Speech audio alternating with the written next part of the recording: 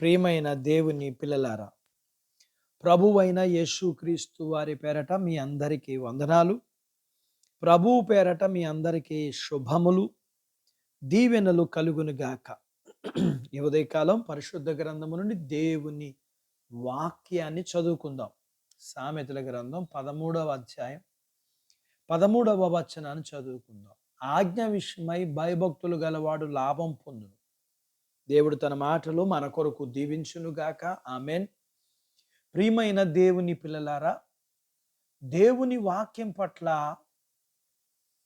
పరిశుద్ధ భయము కలిగి ఉండడం అనేది ఈ రోజుల్లో పూర్తిగా తగ్గిపోయింది.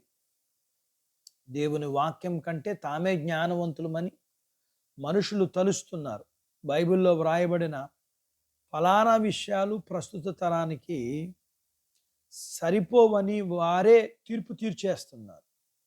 అయితే నేను దేవుని ఎడల భయభక్తులుగా గలవారు అలాగ చెయ్యరు.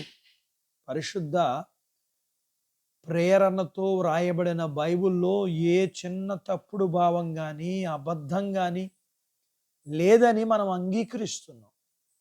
దాని ఎడల మనం పూర్ణ విధేయత చూపిస్తూ మన గౌరవాన్ని రుజువు చేస్తున్నాం. దేవుని వాక్యం అంటే ప్రేమ గౌరవంతో కూడిన భయం తప్ప అది మన మీద భారంగా ఉంటుందన్న భయం మనకు లేదు.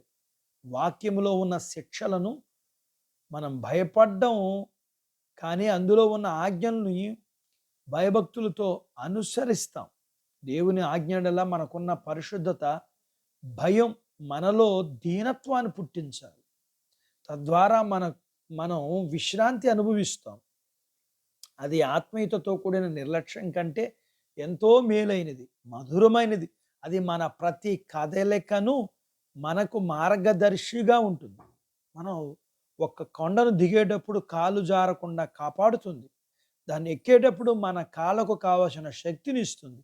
దేవుని ఆజ్ఞల ఎడల మనకున్న పరిశుద్ధ భయం ప్రతి విధమైన చెడు నుండి మనల్ని కాపాడి నీతిలోకి నడిపిస్తుంది. తద్వారా మనం నిర్మలమైన మంచి మనస్సాక్షిని పొందుతాం. అది మనకు ద్రాక్షారసపు ఊటలాగా ఉంటుంది. మరణములో నుండి జీవం పొందినట్లుగా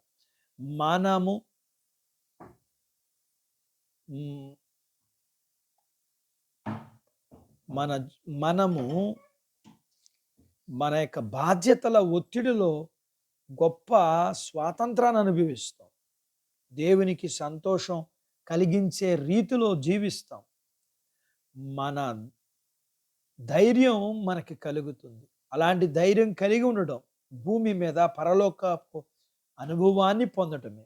దేవుని ఆజ్ఞల ఎడల మనకున్న పరిశుద్ధ భయం చూసి భక్తిహీనులు మనకి పేర్లు పెట్టి వికరిస్తారు. అయితే మనకి ఏంటి నష్టం?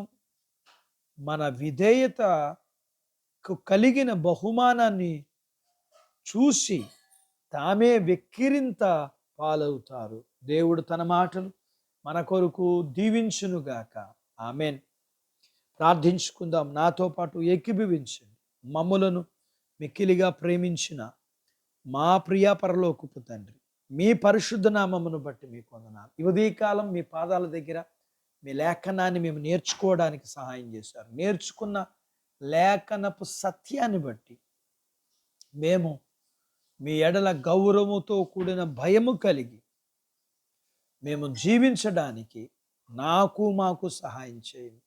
మేము విధేయులమై మీరిచ్చే ప్రతి దీవెన పొందుకొనడానికి మేము ప్రతి విధమైన శ్రమలలో మేము ధైర్యంగా కొనసాగుటకు కావలసినంత కృపను మీరు అనుగ్రహించండి.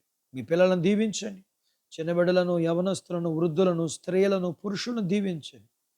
వారి చదువులు, ఆరోగ్యాలు, ఉద్యోగ ప్రయత్నాల్లో విజయాలు ఇవ్వండి. ఉద్యోగాలలో ప్రమోషన్స్ ఇవ్వండి. చేతి పనులు, వ్యాపారాలు, పొలాలు, పశువులను దీవించండి. వివాహాలు కాని వారికి అవ్వటానికి సహాయం చేయండి. గర్భఫలములు లేకున్న వారికి ఇవ్వండి. గర్భం కలిగిన వారికి సుఖమైన ప్రసూతి ఇవ్వండి. ప్రసూతాన్ని తల్లి పిల్లలకు ఆరోగ్యాన్ని ఇవ్వండి. మీ పిల్లల అవసరాలు, సమస్యలు, బలహీనతలు, రుణాలు నుంచి విడిపించి మీ పిల్లల్ని మీరు దీవించి ఆశీర్వదించమని యేసు ప్రభువు వారి పేరట స్తుతించి ప్రార్థించి అడిగినవన్నీ పొందుకుని ఉన్నాము తండ్రి. ఆమెన్. దేవుడు మిమ్మును దీవించునుగాక. ఆమేన్.